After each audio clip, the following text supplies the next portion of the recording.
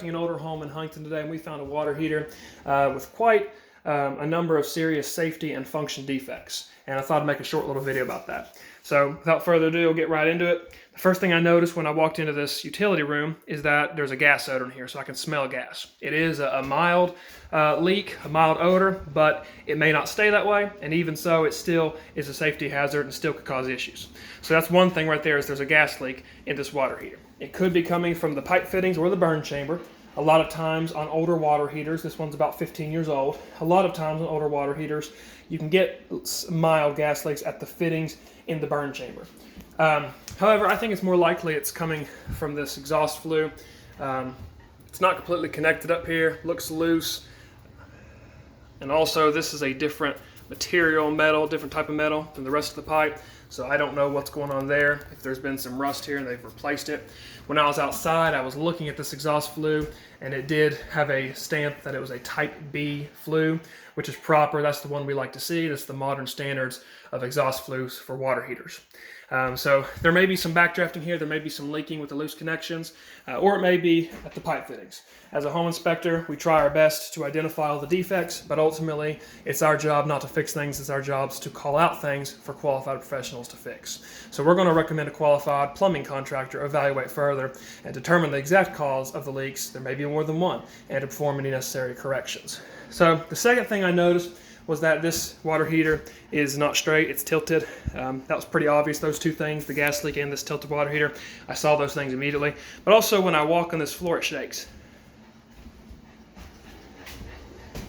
Now I'm not sure if it's just shimmed in properly or if this floor is just not straight. There's already a hole right here in the floor, right into the crawl space. And it's about 40 degrees outside. I can feel really cold air coming in. So not only is that incredibly energy inefficient, but if there's any mold, which is common in crawl spaces, just coming right up into the home. Also, rodents, animals, insects, anything could come up into the home. So that's definitely something that we want to see fixed. It's possible the floor itself is not sufficient, possibly too much weight on here. Again, we're going to recommend a qualified professional evaluate that further. But when I walk around this room, a lot of this flooring is a little bit wavy and uneven, so that might be all it is. A professional will be able to evaluate further. A little bit of floor deflection is not uncommon in an older home like this, and a little bit of floor deflection is not a major concern in a home like this. That being said, when you go into the crawl space, if we find things that are more severe, if we see major sagging or major deflection, then of course we're going to refer that to a foundation contractor. However, a little bit of deflection, not totally uncommon. So, third thing I noticed, some major corrosion here around this TPR pipe.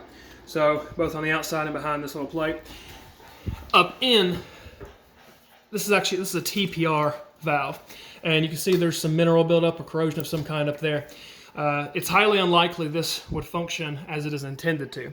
And what this TPR pipe does, it stands for temperature pressure relief valve. This is the valve. It's supposed to have a pipe on here that's missing. I'll get to that in a second. But what this does is if the temperature and the pressure in this water heater ever builds up to a point to where the water heater would explode, then this is supposed to release that as a safety feature to relieve the pressure and the temperature in there. When a water heater blows up, it can literally go over 1,000 feet in the air. It can go through your roof. It can go through a 3-story home and still go up in the air. Very dangerous. It does not happen very often.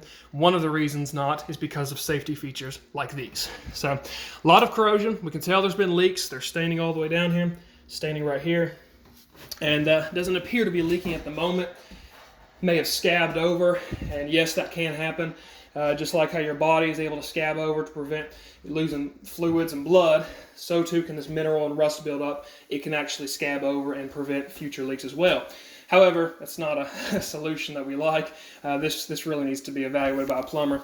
Probably this whole heater needs to be replaced. It's past its average life. Average water heaters only last 8 to 12 years. This is about 15 years old. So ideally, this should be completely replaced, more than likely. But we're just going to refer that off, and our client will make the decision on their own. I think that takes care of all the major concerns. There is a little bit more corrosion gunk back here, actually, too. But apart from that, we notice that there's two dissimilar metals here. We've got a copper right here, and looks like some kind of steel. So anytime we have dissimilar metals, the farther apart they are in variety, the more likely they are to experience galvanic corrosion. So eventually this will deteriorate and this will cause corrosion rust, and you could get leaks here. A lot of people will install water heaters like this and not worry about it, and they'll say, well, by the time it corrodes, I'll need a water heater anyways. So a lot of people don't care. It's a minor defect compared to the other things that I've talked about, but still something we call out just for our clients' information. That way, a few years down the road, they see corrosion, they call a plumber, and they tell them what happened. They don't call us back and say, why didn't you tell us about that? We're not here to pick at homes. We're not here to tell people what to do. We're just here to educate people on the condition of the property that they're about to invest a lot of money in and a lot of time in. We just want them to know what's up in the home as much as we can.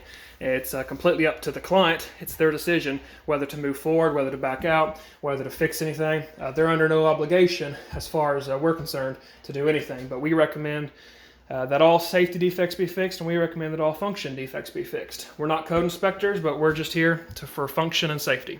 We're here to make sure that things work and that things are safe. If those two boxes are checked, then we hope that you're happy with your purchase. This water heater more than likely just needs to be replaced. Several defects, as I've mentioned. So we hope you enjoyed this video. We perform home inspections in the Huntington, West Virginia area. We do same-day reports.